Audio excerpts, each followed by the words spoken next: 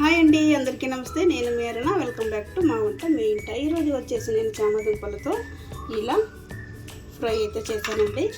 Kebab మాత్రమే ఉంటుందండి. ఇవి కబాబ్ కూడా మనకు అవసరం లేదండి, అలాంటి టేస్ట్ ఉంటుందండి. లోపల కూడా చక్కగా ఉడికిపోయాయి.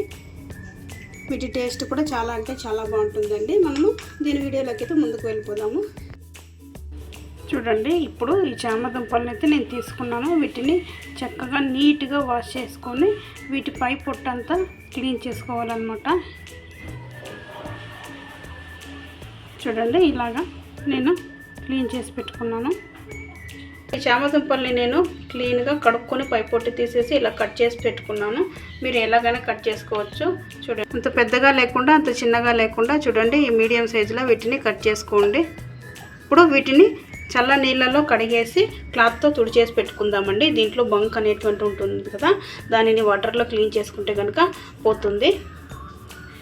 అయితే చూడండి, చామదుంపలను అయితే నీట్గా కడుక్కొని క్లాత్తో తుడిచేసి పెట్టుకున్నాను.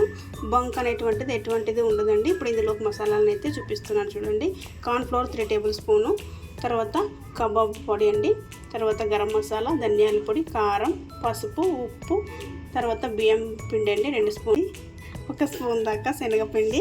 వీటిని అన్నిటిని ఇందులో వేసేస్తున్నాను. ఇప్పుడు ఇందులోకి కట్ చేసి పెట్టినటువంటి కొత్తిమీర, కరివేపాకుని, అలాగే కట్ చేసి పెట్టినటువంటి పచ్చిమిర్చి ముక్కల్ని, అలాగే ఇందులోకి అల్లం 1 స్పూన్ దాకా అల్లం వెల్లుల్లి పేస్ట్ అండి, నిమ్మరసాన్ని అయితే యాడ్ చేస్తున్నాను. ఇప్పుడు వీటిని అన్నిటినీ కూడా కలుపుకోవాలన్నమాట. ఇది మనము ఇలా కలుపుకున్నప్పుడు ఇందులోకి 1 స్పూన్ దాకా ఆయిల్ అయితే వేసుకుందాము. దీన్ని కూడా కలుపుకుందాము. ఇలా వీటిని అన్నిటినీ మనము కలుపుకొని పెట్టుకున్నాం కదా, ఒక 20 మినిట్స్ దాకా దీనికి రెస్ట్ వదిలేద్దామండి. చూడండి, ఇప్పుడు 20 మినిట్స్ తర్వాత నేను మీకు చూపిస్తున్నాను. చక్కగా ఇదైతే మ్యాగ్నేట్ అయిపోయింది. ఆయిల్ హీట్ చేసుకున్నాను. ఇప్పుడు ఇందులోకి నేను వీటిని వేసుకుంటున్నాను.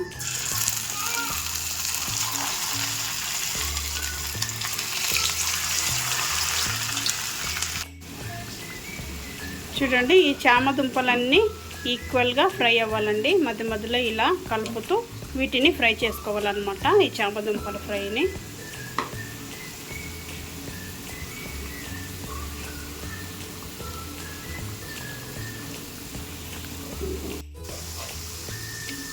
చూడండి, ఇవైతే చక్కగా ఫ్రై అయిపోయాయి, రంగు మారాయి కదా. వీటిని ప్లేట్లోకి సపరేట్ చేసుకుందాము.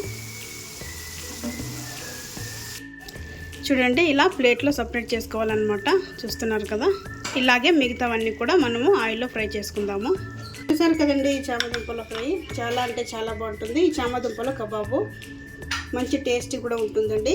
సింపుల్గా టేస్టీగా చేసుకోవచ్చండి, తొందరగానే రెడీ అయిపోతుంది. ఈ చామదుంపలది ఇది బంకగా ఉంటుందని ఏమి ఇది కావద్దండి, చక్కగానే ఉంటుంది చేసుకుంటే కనుక. మీకు ఈ వీడియో కనుక నచ్చినట్లయితే లైక్ చేయండి, షేర్ చేయండి, సబ్స్క్రైబ్ చేసుకోండి. Thank you for watching.